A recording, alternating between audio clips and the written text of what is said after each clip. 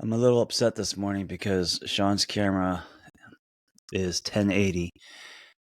I wasn't aware of this. I've been at 720 this whole time. Is it 720? 720. Yeah. I don't think it's a fair fight. You know, it's like it's like I have a knife and you have a gun. Well, it's not always a competition. I know. I have to remind myself that. I got really excited when I went into settings and I thought I had there's a 4K setting and Shaun said don't use that. It's too much. It's too much. Maybe it's good that you're in 720. You know what? I like the world a little bit blurry. My eyes aren't perfect. Exactly. And I only wear glasses when I have to. I don't like the world crisp. It's a little. I like it. It's a little bit blurry. So What does that give you? it makes me hide a little bit. It feels comfortable. You know. Yeah. I don't like to see all the. I don't like to see all the truth. Remember when TV came out with like HD TV and people were like, "No, I can't do this. This is too Oh, crisp." that was horrible. That was horrible. Yeah, the colors were weird. It's like the difference between vinyl and CD. Yes. Yes. All right, John. I got something for you. Let's do it. What is it? Fast? Is it something happening very fast? I feel like an exhaust pipe. Are you fucking with me? Hey, No. you could use that term. So, is it because you didn't sleep? I'm on. Yeah, I went to a music 5 days of a music festival, so I went to bed Oh, between 2 and 5 a.m. since Wednesday night. oh, what it's like to be single. Yeah. No, I couldn't. I mean, I don't. There's no way I would have been able to do this if I had kids. What was the festival? How was it? It was good. It was a electronic music festival in Montreal called Mutech. It's all like very experimental techno and noise and industrial and What are you doing till 2 in the morning? Are you dancing? Is there yeah, glow sticks? dancing. No glow sticks. No, everyone's dressed in black and very serious. I wore cat ears. I wore cat ears yesterday, and I was the only person that was like even remotely dressed up. I don't think that I could be wrong, but I've never been a big like dancing, raving kind of person. But I don't think if I did something like today that it would hold up. I just don't feel like I have that. I think by 9:30 I'd be like, all right, I got to wrap this up. Well, I took a nap. I mean, the thing doesn't start till 10 or 11 anyways. So I took a Oh nap my and then gosh, dude! I had a coffee. I mean, your favorite drug. I had a coffee at like 10 p.m. and then I went out.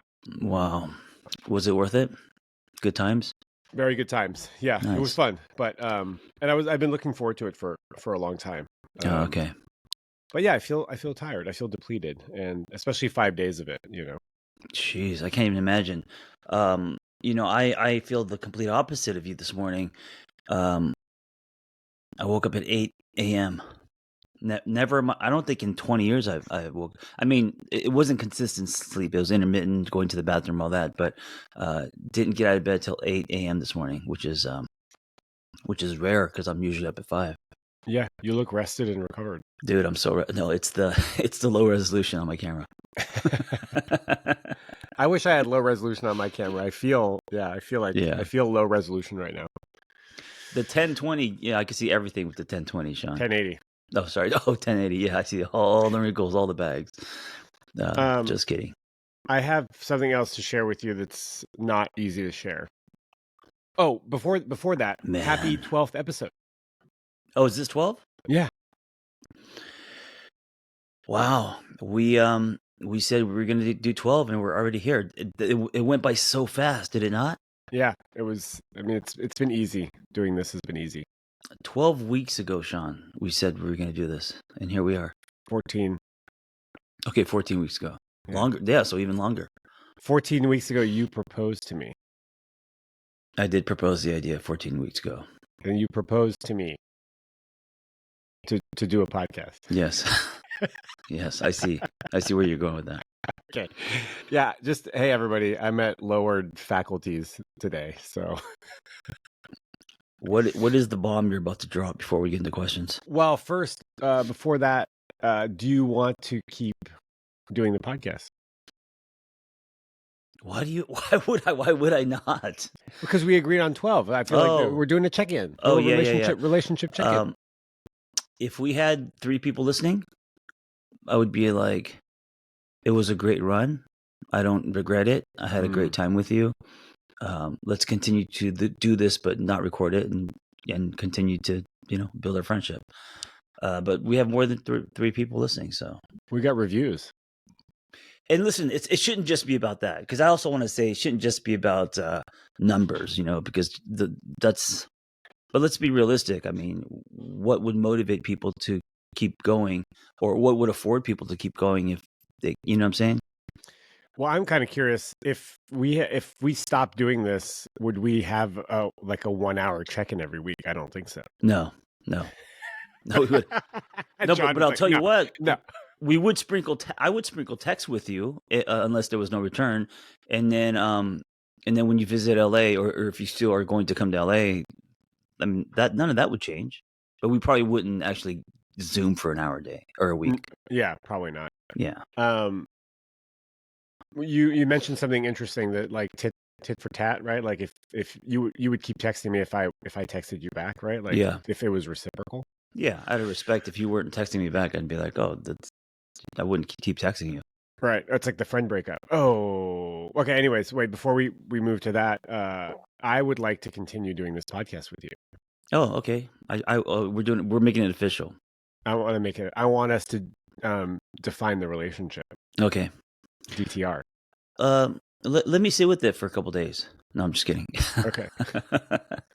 Like immediately. Yes, the podcast is on. We're full steam ahead, or at least I am. I am too. This is more for the listeners, because we get a lot of feedback from people saying, please keep going. Like, please do not stop at 12. No, that's like good. A lot of the reviews are like, please don't stop at 12. Yeah. So this is just to alleviate some fears that this might be the last episode.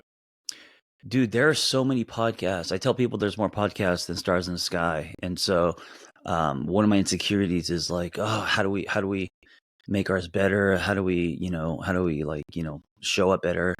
And I have to release all that. And I think what's going to make it better is just an honest conversation, just us being us, like no gimmick. We don't have to think of any kind of fancy footwork. We got the what we have it. We have the formula. Yeah. It's good. Love line 2.0. All right. So I have actually, before we do that, did you break up with your friend? No, I'm going to be honest. I didn't reach out to him, but he hasn't reached out to me. We're supposed to hang out, and I just don't think he's going to reach out. But if he does reach out, then at that point I will decide to either do it in person, or I don't know how I'm going to do it. Some people have said just let it fizzle out. I kind of feel that way too. It can be too hurtful. But then also a lot of people have said they would really have they got ghosted by their friend, and they would have loved to hear what happened. It's a great article. Shaun's a very talented writer, and he's killing it on Substack. Things that don't need to be announced, and I would say this is up there. Like if it was a listicle, things that don't have to be announced. When you come, no need to announce that. Unless you're a subtle comer. Some women, it's like you're like, was that it? Like, I don't know. Yeah. There's like false summits and stuff, and they're like, no, that was almost it. You're like, okay, well, good thing I asked, because I was going to stop there. Can I ask why do you think it is? I mean, I think I know, I'm a man. When we know that she has came, there's relief, there's assurance, there's all of this happening. If I'm with someone and she doesn't come, less now today at 51 than when I was in my 30s, it bothers me that she didn't come. Like I make it about me, that it was my fault, or I could have done better, or if I just did this. Do you know what I'm saying? I 100% know what you're saying. Yeah, women don't know what I'm talking about, because women are like, well, because men, like 99% of men are going to come during orgasm, and also even if men don't, I don't know if they would care as much. Yeah, this is a big question. Apparently, like I forget the numbers, but high 90% of men will orgasm during intercourse with a woman, and in a woman, it's like low. Very low, very like 30 to 50%. But lesbian women will have really high numbers as well. So it's like multiple. The guy is the problem in this equation. Like it's really easy to figure out where the issue is. Well, but doesn't that make sense because um, they know their bodies better than we do? They Maybe they have a that's woman's probably a body. piece. That's probably a piece of the puzzle, right? They have the same anatomy, and so Yeah. they're more aware. But I think as heterosexual men, we should also know how the female body works to a certain degree. Oh We yeah, should for know how sure. to bring pleasure to our partner. I think the issue is part of what you're talking about. There's an ego Oh yeah, situation that's really for sure. uncomfortable, and it's uncomfortable to say, "Did you come?" And if the answer is no, then what you could do is say, is there anything I could do to help? What would you like more of? Or are you happy? Because sometimes women are just like, no, I'm happy. Like, or men too. Like sometimes you don't have to come. And Yeah. I got a little bit of pushback on this um, when we talked about she comes first, that we made orgasm the point of sex. Oh, And I want to be interesting. clear that Yeah. I don't think either of us think that orgasm is the point of sex. I think pleasure is the point of sex, and creating an orgasmic environment and presence and seeing your partner and being playful. That's the point. And orgasms are fun. Pleasure and connection. For many, it's connection. Connection, Pleasure can yeah. be the byproduct of that. Yeah. Yeah, pleasure, connection, presence. Yeah, connection. Thank you. Yeah. And orgasms, it's nice to have a release because sometimes there's a lot of energy that gets built up and there needs to be a bit of a blow off valve. So I've been with women who, if they didn't come, they're like, "What? Don't make it a big deal. I enjoyed it. Stop, right?" And then I've been with women who didn't come, and I got scolded for it. And she said to me, "I didn't finish. Like, keep going. Just because you finished, I got like reprimanded." I was like, "Oh my god!" And I was like, "Okay, good for you. Yeah, all right. Yeah, everybody's different. Yeah." So So find out what's important to your partner. Is it important that you come every time? Can you come every time? I mean, some women are just like, oh, if we're new partners, like it's not happening. right, It'll take me a right. while It to be takes a while. comfortable enough, Yeah. and I don't know what that is like comfortable enough to be seen or comfortable enough for the anxiety, the overthinking part of their brain to sort of calm down and drop into their body. I don't know what the mechanisms are there, but just to answer your question, yeah, I think I feel like I've done a good job if my partner orgasms. You got the A. So if she doesn't, are you okay with it, or do you make a deal of it? Like, is it just cool, or do you actually like try again? What do you do? I make fun of her. You just blame it on her. It's her fault. Yeah, I She's just blame it on defective. her. Yeah. She's defective. No, I mean, I usually ask. I mean, I ask. Like, do you want to My come? Can question you is, does come? it bother you? Does it bother you if a woman doesn't come when you're intimate with her? It doesn't bother me as long as I've done what I can to Mm, be present and supportive and help. yeah. This also ties into like one of men's greatest insecurities, not only hair loss, which we've talked about, is also the inability to get it up. And I think that we have made that a much bigger deal than it has to be. Yeah. Speaking of things that we don't need to announce, you know what I'm saying? Just go with it, like whatever. No, I disagree. You think you have to announce it? We have to Yeah. stop everything and being like, it's not working. There's a Yeah. problem. Yeah. Yes. Because I've heard from countless people that are like, this is one of the biggest questions I get. Hey, my partner can't get it up. How do I talk about it without hurting his feelings? I mean, well, after. Yeah. Okay. well, so it's like, it's just not being talked about. And I think Yeah. I think men are just super embarrassed, right? Like, No, I meant during stopping everything, stopping the intimacy and announcing, "Oh shit, I can't get it up." As in, we have to stop this train. Why can't we still continue to play and fool around? And if you can't get it up, then maybe this session you're not going to get up, and that's okay. I think we can name it. I think we could say like, hey, it's, I'm having a hard time getting it up. I'd love to go down on you or whatever. Or like, I think I mean, of course, this is all situation dependent. Like sometimes you don't need to bring it up. And sometimes if you're trying to shove a marshmallow into a parking meter. Marshmallow into a parking meter. Okay, got it. The coin deposit. The coin deposit. Yeah. Wow. Okay. That's a euphemism for, trying to like stick it in when it's soft. Yes. I don't know about parking meter, but okay. If you're trying to do that, yeah, you might want to talk about it.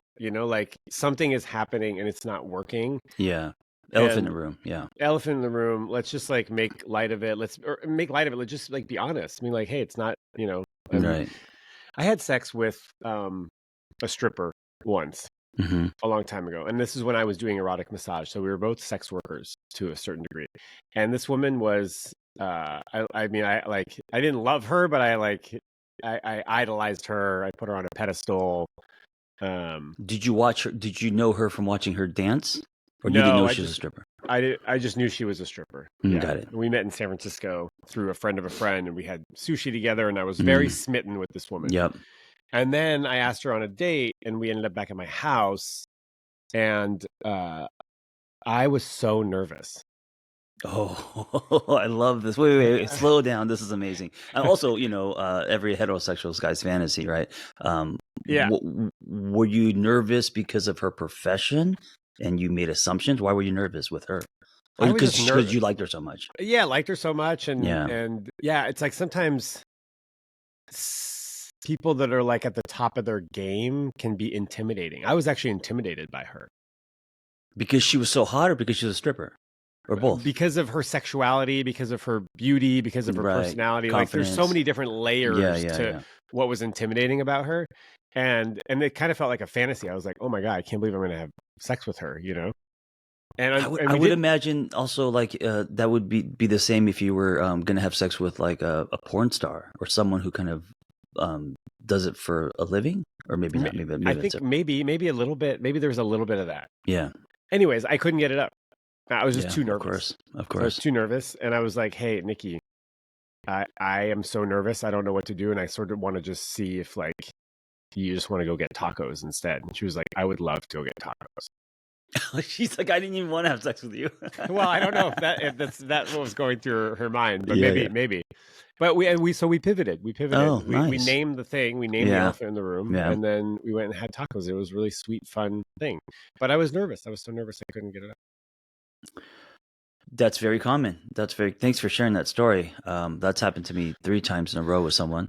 So what happened? So after the tacos, then friends, or was there another at bat? I think the thing just fell apart. Oh, God. Yeah. I mean, listen. She probably lost respect for me because I couldn't get it up. No. that's where men go. That's where men go, dude. Yeah. And men don't need to go there anymore. Shaun, she enjoyed the tacos. She just got busy. She got busy. She had a boyfriend. She was in an open relationship. Yeah.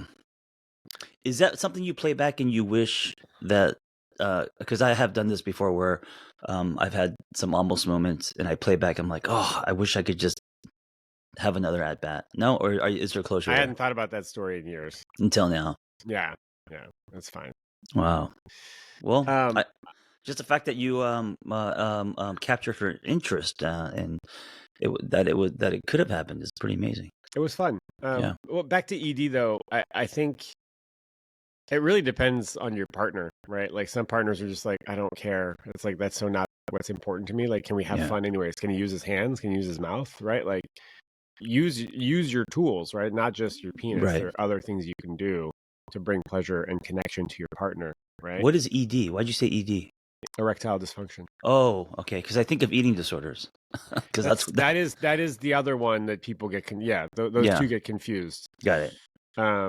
So there are a lot of things that you can do. You could do like romantic massage. You can take a bath with your partner. You could, lick chocolate off parts of their body. Before any of that, I'll give everyone a solution. And I'm not embarrassed. I was embarrassed to talk about this, but now I'm not at all. I take almost every time I take a little quarter of a pill. Do you snort it? No, I don't snort it. Can you imagine? Why would I snort it? Why is that? Because it soaks in faster? I inject it. I don't know. Just because it's like dirty drugs. It's like kind of okay. Anyway, it's my insurance. I take a quarter, just a little bit, and it gives me just enough where it gives me assurance. And listen, I also feel like am I now getting addicted? Am I dependent on that? So I know there's that, but I'm 51, man. I'm taking a little quarter of a pill, and it's a great tool. Is it Cialis or Viagra? It's a generic version of Viagra. Okay. Yeah, because I know they have different. I'm only asking because they have different mechanisms. Well, how they work. I know we just go from topic to topic organically, but here's another thing that men, they're so embarrassed of. they won't do it. It affects their manhood. They don't want to talk about it. There's shame behind it. I mean, listen, you don't have to like hold it up and announce to the person you're taking a pill, but you could do it discreetly. But it's like, what's the big deal? It's really funny. I've had people comment on here's the benefit of reading all the comments is that you learn a lot of stuff about people, right? Yeah. Like stuff I never would have known. And I've heard women saying that they like found their partner's Viagra and they like flip out about it. They're like, what the hell? Like he's been taking Viagra and I don't know about it. It's really weird. And then other people are like, I could care less what they do as long as the thing works and they want to have sex with me. It's maybe because they internalize it and think that if that's what they need, it means they're less interested in me. Like I should be able to get them up without anything. But then that's the same thing as men saying, well, they don't need toys.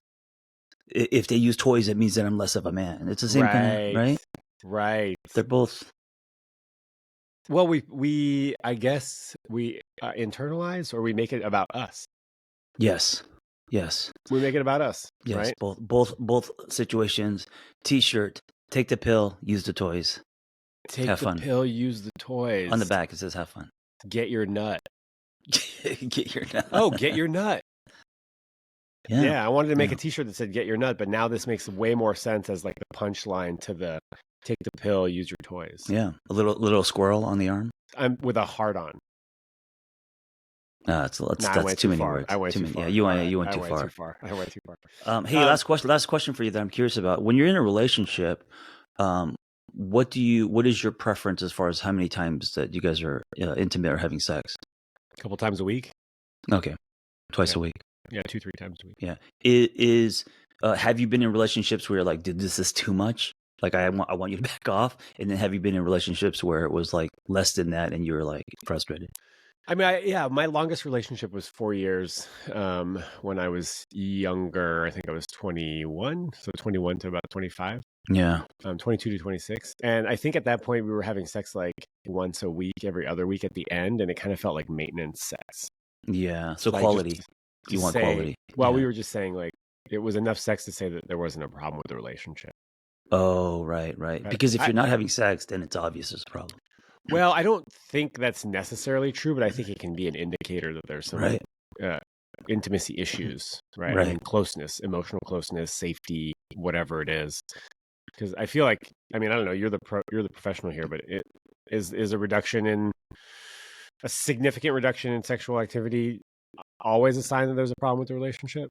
It's not always, but if you define not just sex as sex, but sex as connection, I think it's a huge indicator. Well, based on the background. So like if you've been with someone and it's always been once every other week, then no, that's not an indicator. But if it was, 4 days a week, 5 years later, it's once every other week, then obviously that drop is telling of something. Part of it is life. Part of it is life. Part of it is like we've been doing this for a while, and so there's going to be a reduction in desire, I guess. Yeah. I mean, Esther Perel, right? She talks about basically like how to keep the fire alive in your relationship. Yeah. It requires mystery, and it requires there's a few factors on how to keep the spark alive. Yeah. And I think enmeshment is the thing. Too much safety is what kills passion. Right? She says fire needs air. Oh, so too much safety. So you mean like claustrophobic, grabbing, or just like all the time? Too much emotional safety. This person will always be here for me. I'll never lose them. They're my safety blanket. Yeah, because that's not hot, right? They become like a mother or sibling. A father or something. Yeah, I've never heard that. Yeah, you've never heard fire needs air? No, I've never heard that too much emotional safety can also be a turnoff. Yeah, and so what she recommends is like creating areas in your life where there is a little bit of mystery with your partner. Yeah. Not knowing everything about them, not knowing where they're going all the time. Yeah. And then the other piece is seeing your partner in their area of expertise. So like getting to witness them at their peak work space. Oh, that's hot. Yeah. That's hot. And I got to say, women mostly get really turned on by that because that's the intersection of passion, purpose, doing you on quote unquote stage doing your thing. Yeah. Yeah. Sexy. Hey, one thing about ED, if you're not healthy and your penis isn't working, you got to get your fucking shit dialed. Oh, you mean like If you're healthy overweight, if you're not eating, if you're smoking, not just taking pills. Yeah, nicotine is a problem. Yeah. Being overweight is a problem. Overweight, depression, horrible diet, all of that. No exercise, no water. Right. You know, so in that case, I find that most women, it's not that the guy can't get it up that's unattractive. It's their lifestyle that's unattractive. Yeah. You know. Yeah. Yeah. If your health is dialed, and like that's a privilege, right? If you don't have any if you have chronic injuries, it's really hard to like dial your shit in, right? So it's a privilege to not to be healthy enough to get healthy. Dude, I've overextended. I'm not. This sounds kind of arrogant, but just where I'm at in my life. I overextended. Where right now all my shit's dialed in, probably more so than when I was in my 30s, and it's almost a problem because I'm bouncing off the walls. I asked you this question because I needed another man to give me what is quote unquote. I know there's no normal, but I needed you to say 1 to 2 times a week is kind of what the average is. And so based on that, I'm like, do I have a problem? Why am I always at 50? Because I thought by 51, I would have hobbies and shit. You know, I would be playing with like remote control cars. I'd be in the garage building airplanes or something. Golf. I'd be doing golf. I hate golf. Let me ask you a question. But no, I'm thinking about sex all the time, man. When was the last time you had your testosterone levels checked? Oh, they're very high. Wow. So there you go. No, they're through the roof, dude. They're high. So there you go. Yeah. There you go. But I don't want to lower my test. I mean, but I don't want to lower that because it feels good. It feels good. That's like life force. But then the effect of that, dude, at 3 a.m. I wake up with something a boner that's so hard I need a sledgehammer to knock it down every night at 3 a.m. because my testosterone's so high. Did you crank it out? What do you do? No, I'm not horny. It's just a fucking like you just wake up in the middle of the night and you're like, I got this hammer in my pants. I mean, that's hilarious. Hammer, it's a small hammer pants. Hammer pants. Hammer don't hurt. But and then I have to like squeeze it. I have to squeeze it. I have to squeeze it real hard. I don't have to like jerk off. I don't have to let it go. I have to squeeze it so the blood kind of goes down. Dude, this is every night. And then I fall back asleep. And then when I wake up at like, 6:30 or whatever, it's gone. But 3:30, dude. Boom. That's crazy. I'm picturing you as a 12-year-old squeezing your penis real hard. I'm 51. You're doing it at 51. Yeah. I mean, I think I have I have a much lower libido than you do. Like, if there's morning wood, I'm like pumped. What is your testosterone? Have you got it checked? I haven't gotten it checked in a while. You should get it checked. It's so weird how that for men is like everything. It's crazy. You know that higher testosterone equals more hair loss, right? Yeah. I think it's related. So basically, I'm bouncing off the walls. Yeah. I'm fucking beating my dick at 3 a.m. I like the feeling of testosterone. Also, testosterone, gives you muscles and lots of good stuff at the gym. But then I'm also seeing that my hair is thinner. It's like, God, it's like, what do you do? Is it worth? I don't know, man. It's all right. So we're gonna have to switch gears here real quick. But I feel like if you didn't get a hair transplant for your look, I think you could have like a bald head and just like a really long ponytail. No, that's not gonna. Come on, man, you're tricking me. This is fucking manipulation. Like Shaolin Master vibes. No, this is a competitive thing. Shaun's trying to fuck me up. No, I'm going Bruce Willis. You're going Shaolin Master, dude. I think it works. Bruce Lee over Bruce Willis. Okay. Anyway, he had nice hair, right? I don't know. But he also died at like 23. Yeah. Okay. Yeah. All right. Well, you were going to drop a bomb. Yeah, dude. So I'm a bad friend. I'm a bad friend.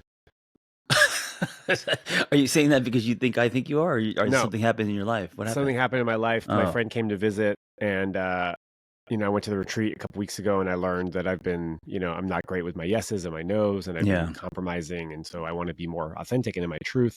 And my friend came to visit. He's still here, and he was going to stay with me, and then I was like, hey, I don't think staying with me is a good idea. Maybe stay for a couple of days and then get a hotel because I live in a studio apartment. It's like, I need to learn that like I'm not hosting anybody at my house ever again unless I have a spare bedroom.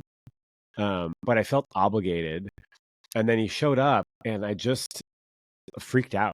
I really freaked out about the amount of responsibility that I felt about him being here and showing him a good time.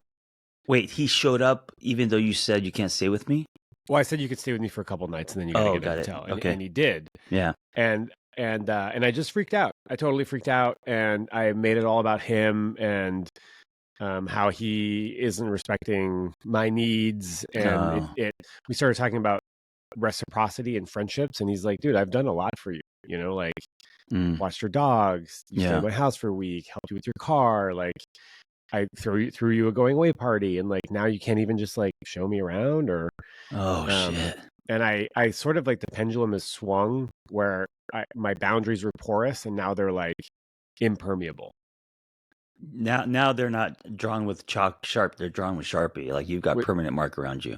Yeah, and he's like, I feel this big wall just went up on you, and like we got into a fight, and it was just like I feel really badly about it. He said I'm selfish, I'm a bad friend, and I'm a narcissist. Wow. And it's just been really hard to like live with like sitting with the discomfort of having hurt a friend. Yeah, I'm sorry that happened to you. Dude, our friends matter, and I think a lot of times the friends, whatever they say to us, it pierces more, especially if they're an old friend that we've known for a long time, right? Yeah, man, I'm sorry that happened. And so do you feel that he's reacting and saying those things because of what happened, or are you starting to now believe that you are a bad friend? Or I mean, I think one of my triggers is like that I'm selfish. I think my dad used to always tell me that I was selfish and I was spoiled. I remember my dad used to like yell at me and poke me in the chest, right? I don't know. Did you ever get poked in the chest? No, my dad never touched me. Okay. Sorry. My dad gave me hugs, but he also poked me in the chest. Yeah. And it was very aggressive and it hurts, it's like, especially when you're young, right? Yeah. And I remember he called me a spoiled brat once, and I was like, well, who spoiled me, right? Like I always had a fucking answer to. Yeah. I was always needed the last word. But I think one of my triggers is that people think I'm selfish or that I'm a bad friend, because I also feel like I love people so much. Yeah. I love making new friends. Like at this festival, I was just like buzzing around making friends. But I also get overwhelmed because I have so many acquaintances and connections and people that I want to spend time with. I'm not good at getting back to people. Right. It doesn't feel very reciprocal. Yeah. I think so. So what would help for me is if I know that about you, you're not a bad friend. That's how you maneuver. That's how you. Yeah. Do you know what I'm saying? So then me understanding that about you doesn't make me label or judge you. With this person, I wonder if he's been holding a lot of things in for a long time. It all just came out. That sounds like that's what happened. Well, it's interesting because I think he's not one. Like I told him something about like, oh, I'm feeling really overwhelmed. I don't think I'm going to be as present to you as I thought I was going to be. And he was like, dude, just choke it down.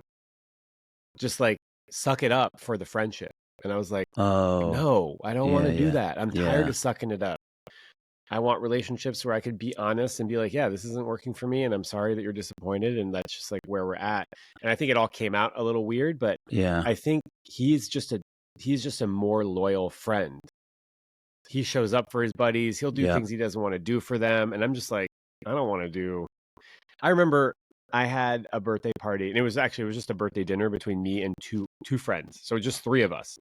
And on the day, I called this guy Rafi, and I was like, hey, are you coming to dinner? And he was like, no.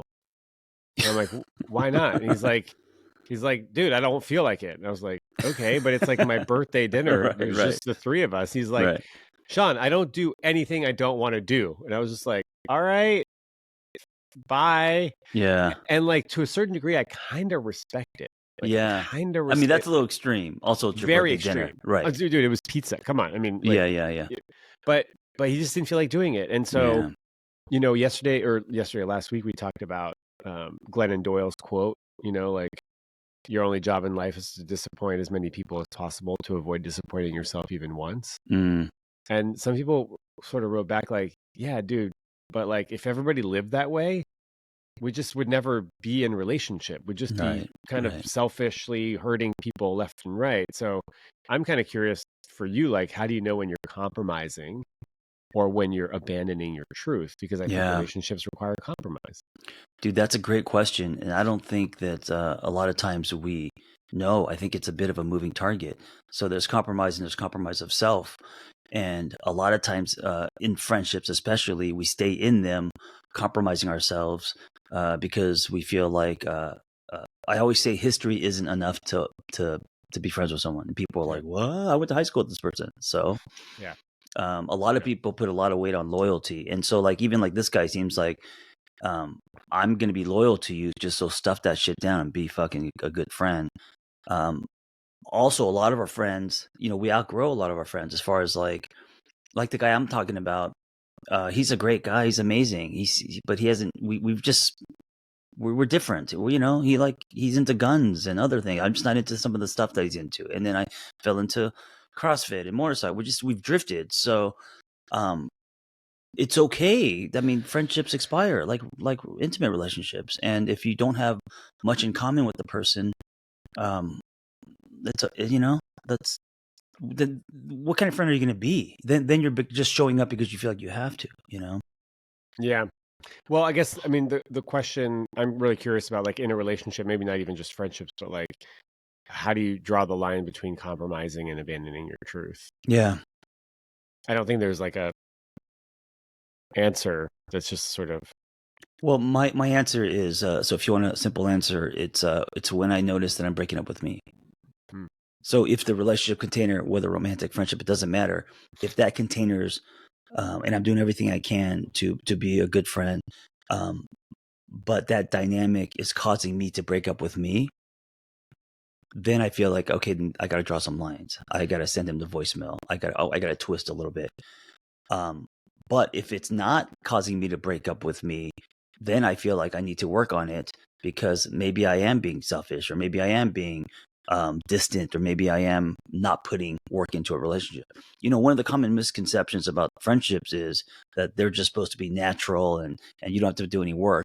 But intimate relationships, everyone knows you got to put work in for that to work. Friendships are just the same. It's a relationship. They require work. They require hard conversations and, you know, looking at oneself and all of that. And I think, yes, and some are going to be easier than others. Oh yeah. Right. Because there's like, you're more aligned on values wise. Like right now, I have friends in Montreal where if they said, "Hey, I really can't do that. It's not going to be right for me," I would just be like, "Cool, thanks for letting me know." Like I would much rather people just tell me that's not going to work for me, or I can't do that, rather than them like choking it down. Like I don't want any of my friends to do that, honestly. No. But I also am like, I'm pretty independent, you know, like I'm probably more avoidant than anxious. And I think maybe anxious people have they're going to tend to be more loyal because they don't want to lose the relationship. Whereas avoidant people, and we're using broad strokes here, are going to be like, well, I don't actually need you, so it doesn't matter. Like I'll be fine without you anyways. Yeah, you have the I mean, I don't know how avoidant you are, but you have the kind of free spirit energy. I'm more anxious. So like if someone doesn't text you back, I don't think it's going to bother you. It's not a big deal for me. I mean, it doesn't bother me, but I notice it, you know, stuff like that. So but if you send them 3 texts and they don't reply, then you're going to ask them if they're mad at you. Yeah, I mean, okay, this is a great example. So if I send someone a few texts, they don't respond, but if I'm asking them a question, hey, do, and they don't respond, this is where I'm like, okay, for me, so I don't abandon myself, instead of just letting it go, I'm going to address it. Yeah. Hey, you didn't respond. Are you there? What's going on? Yeah. So that little nuance, that piece is me protecting myself. So it's not just about drawing boundaries. It's also about, you know, I demand an answer, or what's going on. Advocating for yourself. Advocating for yourself, yes. And for your needs. Yes.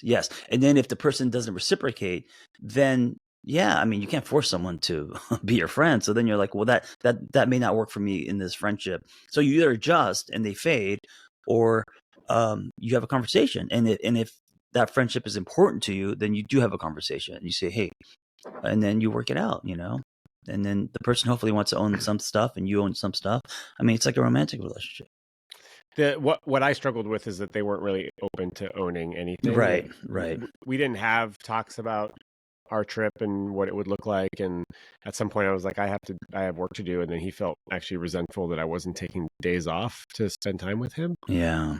And he's like, I just assumed that you would do that. And I was like, well, that's the problem, right? Like, we need to be clearer. He's like, yeah, but that's what friends do. And I'm like, that's what your friends do, or that's what his you definition do. of a friend. Yeah, exactly. And so I think there was just a disconnect between expectations and the reality. And then also, I'm in a weird space, right? Where I just like I had a really shitty couple years, and I'm really enjoying my summer this year. Kind of like best summer ever kind of thing. Right. And so I'm really protective of that. And you know what? He's taking it personally. If you let him know, or if he's aware of that, and he's understanding of this chapter in your life, he would probably give you more slack. I tried to explain it, and he just was like, well, then to me, it's a capacity thing. Then to me, it's like, oh, that's, it's an EQ thing. Right. And it's a capacity thing on my end too. Like, I don't have the capacity right now to show up the way you want me to show up. Right. And this happens a lot in long distance relationships where one person, goes to see the other person and they expect them to drop their life because maybe that's what happened last time. It doesn't happen. And then there's a huge gap in expectations and, all of that. So, yeah. So, moral of the story, talk about it. Talk about your expectations, talk about your desires, talk about your needs, your fears. My therapist used to say, the more you communicate, the more they communicate. Yeah, be the first. I would say it's hard, but be the first to actually initiate and talk about it. And I would say friendships, it's harder to talk about in friendships than romantic relationships. It's harder to talk about in friendships than it's harder to bring up something in friendships because we usually don't. Because in romantic relationships, of course, something's bothering you. You say, hey, I want to talk about this, or what you did, what you said. We rarely do that in friendships. We either drift and fade, ignore, choke down, as you say, or we're like the best of friends. So we don't say, hey, this thing that you did kind of bothers me, or something. Like, we just don't. All relationships require maintenance. Yeah, I agree. You ready to pivot? Let's do it, because we spent a lot of time talking. We're doing good. We're doing good. Just a message to all listeners right now. Leave us a review. We love reviews. We're getting up there. We're in the 300s. Yeah. It's still 4.9. We read our reviews, and by we I mean Shaun. He reads. I read the reviews, and it's like one of my. It's not me. It's like I like it. It feels good. Next week we're going to talk about my addiction to reading comments and DMs, and John is going to diagnose me and help me come up with a solution. Shaun is too much in the trenches. I am too far back. So I need to start reading, and Shaun needs to maybe read less. We're going to compromise. We're going to meet in the middle. So leave us a review at 657-549-1001. I wrote the number down this time, John. So here are my asks for you, the listener. Leave a review on Apple Podcasts. Leave us a voicemail at 659-549-1001. Next week, I want to do an episode about dirty talks. Dirty talking. Oh, yes. Sexy, dirty, nasty for John's birthday. This was my... Hey, maybe this is tied in with my too much testosterone, but this was my idea. Yeah, so leave us a dirty voicemail. Or any questions about dirty talk. I have a great question that we're gonna tackle next week about how come guys don't make any noise when having sex. Oh, that's true. I mean, they're pretty shy for the most part. So leave us a dirty voicemail. And then another ask is share this podcast with a man in your life. Oh, I love that, because we're trying to help other men. Yeah, like say, hey, there's this new podcast I'm listening to. I'm kind of curious what you think. That's it. I'd love to hear your feedback on it. Man, do you think we're going to get any dirty talk? That's pretty courageous for someone to anonymously just talk dirty on a voicemail. But, well, I'm going to ask for it on Instagram several times, and I think I'll ask for it too. Yeah. Definitely going to get a couple. This is like, look, John's looking for spank material now? What's going on? It's anonymous. It's anonymous. You don't have to leave your name. Just, give it to us. Love it, man. Okay. All right. And now we're going to do some Q&A. You ready? Yep. We got some guys today. You ready? Oh. Let's do it. I think we have some guys. Okay. This one's interesting. Oh, wait, hold on. Okay. Alex Phoenix, age is 37. What's the best way to express vulnerability to a partner without her using it against you? I'm told through men's work and through men's groups to let your partner know what you're going through, but let them know that you have it under control. Recently expressed I was going through some depression. Told my partner that what I was going through, but I have it under control, and that I'm getting my experience and support from a men's group. But ultimately, she did not side with that, did not like that I was going through something, because then she, asked me the question, well, who is going to take care of me? And, the response was just not taken in the best way from her. Each individual is in charge, of their own healing, of course, with support, but I know every woman is different, but what's the best course of action? Wow. Now, every story has layers. We haven't heard her side of the story, but I don't. If it sounds he's being responsible, taking care of his state, talking to men's groups and stuff like that. So that's amazing. That's actually rare. Yeah. So if her response is, "Who's going to take care of me?" I feel like she's not being empathetic or supportive, and also needy. Yeah. Yeah, it's very his disclosing of an emotionally sensitive issue for him, right? Depression or struggle. She took it personally, and she made it about her immediately. Who's going to take care of me if you're fucking all depressed? Right. And this is something that I've heard of, is that women are saying to guys, we want you to be emotional. We want you to cry. We want you to be vulnerable. And then some women, when they're faced with that, have no idea what to do. Yeah. Right. They don't know how to take care of a man's vulnerability, of a man's sadness. And they start reading into, what does this mean for me or for this relationship? Who's going to take care of me is warranted if the person is going through a depression. He's numbing himself. He's playing video games. He just lost his job. He's doing nothing about it.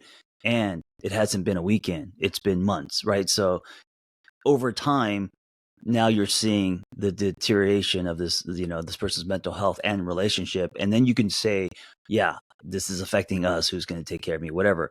But that isn't the first go-to if he's actively doing something about his depression, which is very responsible, I think, Yeah, I mean, going to men's groups, that's 0.01% of men are doing men's groups. I'm not even doing men's groups. Yeah. So I think the reaction was unwarranted. I mean, I guess the guy's question is how do you deal with this? How do you bring up vulnerable? I mean, he's even saying hey, babe, I'm depressed, but I got it taken care of. He's not even leaning on her. I mean, from his side of the story. So I would say you could probably generally speaking, you could probably lean on your female partner a little bit more than he is. Not to make it about him not doing it right, but your female partners can handle, for the most part, you sharing vulnerably about what's happening, and most of them want to know more about your internal emotional landscape, right? So I would say lean on them a little bit, for sure. I would say, hey, listen, here's I would say I'm actively doing what I can to come out of this depression, and I don't feel supportive, and instead I feel like you're making it kind of about you. And then I would say, okay, so what do you need? And I'll tell you what I can give you and what I can't. And then I would also see this as kind of telling of my partner's, I don't know how long they've been together, but it would be telling of my partner's capacity and what she brings to the table. Yeah, I would be very disappointed by that response if I mustered up all the courage I could to be honest about the fact that I'm not doing very well. Yeah. And to be slapped with, who's going to take care of me. Yeah. So I would let her know that you feel very alone and unsupported. But also, I get you panicking because I'm not happy and it's going to affect us and you. So I get that. And then see what she says. Maybe because there's a chance for her to take ownership and realize, okay, that was a reaction. You're right, and blah, blah. Or if she's like, no, who's going to take care of me? Then I don't know if that relationship would work for me. Yeah, I agree, and I like the strategy of, if someone misbehaves, right? I'm using air quotes, misbehaves. Mm-hmm. You can bring up the behavior. Hey, I feel really sad that when I shared with you that I'm feeling depressed, your response was, who's going to take care of Yeah. you, right? That's right. And then how do they respond to that, right? That is an opportunity for them to either double down and be like, yeah, dude, you're being a little bitch, right? Like sack up, hit the gym, and fucking take care of me. Or, and that's very telling, right? That's probably not someone you want to be in a relationship with. Or they go, you know what? You're totally right. I'm sorry. I was wrong. I felt threatened. I felt scared. I felt scared that I was going to lose you. You're a rock to me. And the fact that you are struggling was really scary. And I also realized that I'm not used to, I don't know how to support men who are struggling because my dad never showed me. Right. Everyone has a story. Yeah. Fights can actually bring people closer together as long as they're fighting without fighting, as long as they're kind of doing this. Because on the other side of this is more understanding, and then people taking ownership, and then people feel closer together. That's the goal, is turning your fight into a repair. Yeah. All right. Nailed it. You ready for That's not what she. Sorry. Oh. Okay, I'm going to cut you off. You ready? Yeah, next question. I can't say anything that's potentially sexual because John's not going to be able to control himself. I just bite my tongue. Yes. Hey, choke it down, John. I will say, I got some feedback. Yeah. Oh my God. I got some feedback that some women were like, no, I like that's what she said. And then some men were like, I balance it with that's what he said. So it's like, we're never going to agree on everything. Hey, right? There was the wheels fell off. Did you see on Instagram? I tagged you. It happened over the weekend. It happened over the weekend. It was I was too deep in Raveland. Oh, you fucking selfish. I was You're buying a selfish glow friend. sticks and drinking 5-hour energy. You're a selfish friend, Shaun. Hey, let me just read it. If it's still there, I tagged you. Oh, wait, hold on. Yo, I delete Instagram like 4 times a week. Okay, here. Someone, my friend, our neighbor is working on the side of our house. He says, "Good morning.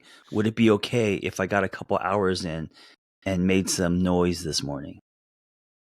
And I said, "That's what she said." Yeah. You sent me that. Oh, did I? Yeah. I tagged you. I put it into. Oh, did I send it to you? I think you just texted it to me. No, I was so proud of myself. And I probably didn't reply as per my. I didn't even notice. I didn't notice that. Hey, but listen. The usual John, the old John would have noticed it and been like, that's fucked up. And I would have been like, he's ignoring me and all that. But now I'm like over it. I'm less anxious, more swimming towards the carrot. I'm the love is deep, John. Shaun is getting his dick sucked. It's okay. Dude, Shaun is not getting his dick sucked. John's squeezing his dick every morning at fucking 3 a.m. trying to get it down because it's a sledgehammer in his pants. God. Fuck, I wish I was. Talk about tepid girl summer. John, you have zero problems. You have zero problems getting your dick sucked. If I wanted to get it sucked, I would. But I have high standards, and like I'm not willing to compromise. No, as you should. Yeah. Also, I think I've got intimacy issues, dude. We'll talk about this some other time. Oh, that's a great topic. I think I haven't lived with a girlfriend ever. I'm 41 years old. You've never lived with a girlfriend? No. I had no idea. I've never dude. I've only lived with girlfriends. Like every girlfriend I've had, we've moved in and 5 times. I've never knew that about you. Dude, you're like a U-Haul lesbian. I'm a U-Haul lesbian. It's exactly right. That's wild. Wow. Yeah, no, I've never lived with a girlfriend, and I feel like I don't know. But you've had many girlfriends. I've had many girlfriends. Yeah, I mean the longest relationship I've had was 4 years, and then 3 years, and then a whole bunch of 9-monthers. I mean, 4 years, 3 years is substantial. Yeah, but 4 years. By that time, people are moving in. Well, first of all, 4 years I was 22, so like. Yeah. And then the 3-year relationship was not that long ago, maybe 5 or 6 years when it started, but with a completely unavailable woman. So like that stayed exciting because I kept chasing her. So I feel like I've got really unhealthy relationship patterns, and here I am, internationally recognized love coach. Yeah, to see internationally. Hey, I've had a lot of followers in India. So. Yeah, for me, it's only Orange County and Reseda and the Valley. But listen, when you do find someone who you want to invest in, you are going to naturally probably move in with someone, and that's going to be a new experience for you. Holy shit! Maybe, or my friend and I were talking about maybe we never move in. We never move in. But then that could be just avoiding things that need to come up to process. And but I like that new model. You're right. Like, why do we have to move in together? You know, we don't need to. That's the traditional model. That's traditional, sure. Yeah. Anyway, Reseda is. There's a joke there about receding hairlines. And Reseda, also, the porn capital of the world is Reseda. I don't know about it anymore, but really interesting. Yeah, the Valley. Okay. Yeah. So your stripper week, friend lives there. We could talk about that. We could talk about my intimacy issues. Wow, I've never met anyone who has not moved in with a girl at 40. A woman. I shouldn't say that. I'm not trying to shame you. I mean, I don't feel shamed. I feel special, unique. I'm excited. I'm excited for when it happens. I'm curious to see all the stuff that's going to come up. I mean, living with someone's such a big deal. I mean, you know, the cap on the toothpaste, the dirty socks on the floor, and the activation. I'm going to be a fucking nightmare, dude. It's next level, dude. I'm going to be a nightmare. I know I'm a nightmare to live with. Yeah, but so much soil for growth. So much to talk about. Much. And knowing you're not going to move in with someone unless you're head over heels for this person. So head over heels, and we're going to have to. There's a lot of talking that's going to conversation. I think it's going to be great. I'm curious, who's going to capture my heart? That's what I want to know. Ooh. I love that a man says, "Who's going to capture my heart?" And whose heart will I capture as well? And whose heart will you capture, as opposed to like, you know, who am I going to fuck, you know, or something? Or who am I going to settle for? You're not going to settle, Shaun. You know, at this stage in your life, you're not going to settle. That's the problem. That's why I might end up alone. Hey, that's the problem. And I don't think it's a problem, but that's the quote unquote problem with most of my female friends who are in their 40s, early 40s. They're like, fuck this, I'm not settling. So they're all alone. They're like, I don't know if I'm ever going to find anyone, but also I'm not willing to settle. Yeah, that's kind of what's happening right now. I'm one of your middle-aged female friends. You are. A lot of them are going younger. A lot of them are like, all right, I'm going to fuck 23-year-olds, like men have always been doing. And I was like, do it. Have a great time. Yeah. Be safe. Oh my God. Are you ready? Yeah. Perfect fucking segue.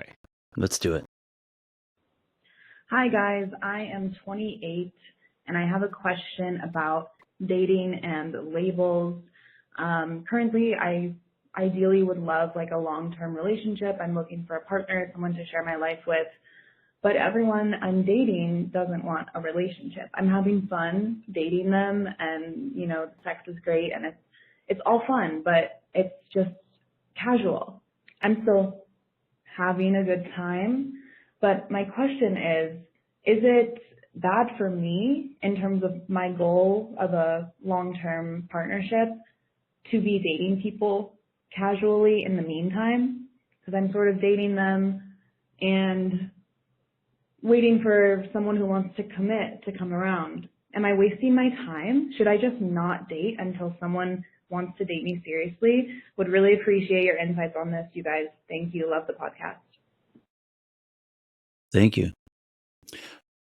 Do you want me to go first? Do you want to go first? Sure. I mean, I have a lot of thoughts, but yeah, mine's kind of simple. Maybe I oversimplify. Is the dating experience empowering you or depowering you? So, if you are dating casually because you're lonely or because you're horny or because you if you're waking up in the morning a lot feeling gross, then it's depowering. But if you're dating and it's information and you're having a great time and you're being honest and you're being on the same page with people and you're not trying to like hurt people or manipulate people and you're getting in all the experiences that you haven't had before, then that's empowering and that's great. That doesn't mean that you're not not looking for the one. It just by the way, I hate that term, the one, but dating empoweringly is a good thing, because when you find a relationship, you're not going to look back and be like, oh, I wish I would have had these experiences, you know. Yes, I like that. Does it empower you or does it depower? Yeah, depower. Yes, and I think from a logistical standpoint, when you are dating somebody or having sex with somebody or on a date with somebody that isn't a long-term potential or doesn't want what you want, you are currently in that moment not available to anybody else. So you're actually losing out on potential opportunities to meet someone who does want to date you. right? Because let's say you're out at dinner with this guy who doesn't want to be in a long-term relationship. What if there's a guy there that you could have met at the bar or going in, or like, so for that time that you're with them, it's not a good use of your time. That's one thing, right? If your goal is long-term, and her goal is long-term. If your goal is long-term, it removes potential opportunities to meet people out in the wild. Energetically as well, I think that like if you're dating people, you have less energy, less time, less space. Yeah, that someone makes sense. Who's more aligned. So there's that component. There's also the component that sometimes someone cannot have the intention of being in a long-term relationship and they fall head over heels and you're in a long-term relationship, right? So on the other hand, you could meet someone who's not really looking for anything serious and end up in a serious relationship.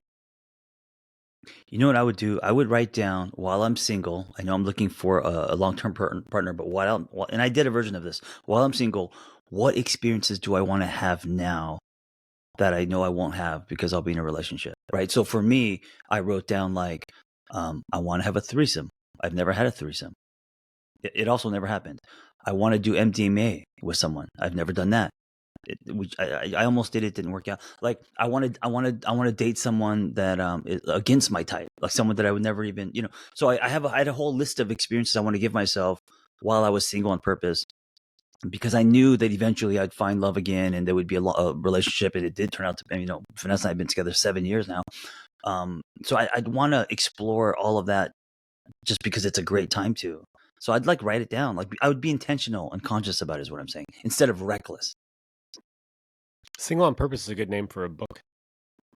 I'm thinking about it. I'm thinking about writing a book called that. Yeah. I like that you had the list, but you didn't really get through any of them. Well, if you were a good friend, you wouldn't like that. You would be like, oh, I wish you did get through some of them. Well, but you met Vanessa before you got... I had some experiences. I dated. I had some sexual experiences with some people. I also had experience where I couldn't get it up, and it was I bashed myself. And was that because you were on MDMA? No, it was because I was. I think it was because I was nervous. I was sleep deprived. I had low testosterone. Went to the doctor. That's why my testosterone was high. I got it fixed, Shaun. How did you get it fixed? Therapy, testosterone therapy. Oh, TRT. Yeah. Oh, sweet. I don't talk about it because I work out a lot, and people are going to start spreading rumors, and they're going to say I'm on steroids. It's not steroids. It's different, right? Well, doctors can't. There's a cap. Doctors only prescribe if your testosterone's like 200, where mine was. They'll prescribe, but then they cap it. So your testosterone is normal. Yeah. Well, also testosterone isn't steroids. Those are two different things. Yeah. I know, but people there's a they lot think of it's rumors. The same thing. Yes, and also at the gym, because gym's like high school, people start because all my numbers are going up because I'm finally sleeping and I'm finally having decent, So instead of saying, oh, all this time John has been crossfitting with a 200 testosterone. So imagine what he could have been doing back then with normal testosterone. Instead of saying that, they just jump to, oh, he's doing steroids. You know what I'm saying? It's like, no, I'm not. Do people really care? They do, right? It's like, I think they gossip a lot. Yeah, guy. I mean, it's locker room. It's high school. Yeah. Dude, right, well, my numbers are higher now than when I was 30 and I'm 51. As far as strength. How do you feel? Well, that's why I'm willing to just, choke my penis at 3 a.m. as just it is what it is. What if you had to give up either your hair or your testosterone? Oh, that would be Shaun. That would be tough. I don't like, because now that I've tasted it, now that I've tasted it, what like a normal man should feel like, right? Yeah. And it's not just like lifting weights. It's clarity. It's it's just everything. It's fucking a wonder drug. It's well-being. It's energy. It's just all of this. Now that I've tasted it, I don't know what I would. God, I don't know what it would take for me to let this go. And if I let it go, I think I would get depressed. I'd fully get depressed. I'm asking you to choose, John. Hair or testosterone?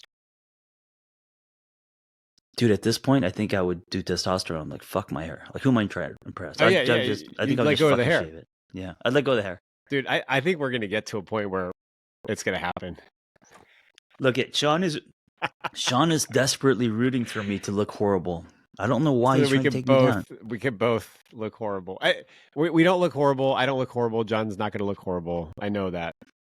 I mean, you look like Keanu Reeves, dude. No, Steven Seagal, unfortunately. And not early Steven Seagal, because he was handsome. I'm talking about, with the He's fake still hair. making direct to VHS movies. Yeah. God. Well, thanks for sharing about your journey with replacement therapy. Yeah, that's probably the one thing that, I've never talked about ever. This is the first time, Shaun. Well, I knew that about you, and I didn't want to bring it up. I wanted you to bring it up. How did you know? If you felt, you told me. Oh, sorry. Okay. So memory loss is one of the. You told me, but I know that there are some things that we're not going to talk about on the podcast, and I figured that might be one of them, and so I just. It's one of those things it's one of those things where people will say he's taking steroids. I think not to generalize, but mostly dudes will say, "Oh, he's taking steroids." Dude, you know what? That's why he's posting workout videos. TRT, testosterone replacement therapy, would be a great sponsor for you. Oh God! So listen, it's through the doctor. It's not through because there's a lot of if you're getting this shit on the streets or you have to pay $1,000. Yeah, that stuff. I don't know. I'm legitimately going through UCLA Health. So the doctor's like, here's what's normal. Here's what I'll give you. I'm not giving you any above that. And it's just it's just to get me to a normal man. My point is, mine's been so low for most of my life because of my insomnia. I'm finally feeling what normal feels like, and I feel like Superman. You're a normal man in my eyes, even with low thank T. you.